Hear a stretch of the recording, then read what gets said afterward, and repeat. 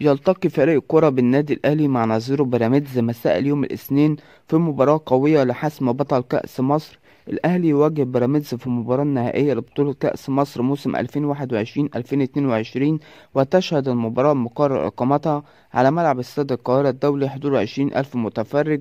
وكان الأهلي قد تأهل لنهائي الكأس على حساب سموحة بعد الفوز عليه بنتيجة 3-1، بينما تخطى بيراميدز عقبة الزمالك عن طريق ضربات الجزاء الترجيحية بعدما انتهى الوقت الأصلي والإضافي بالتعادل 1-1.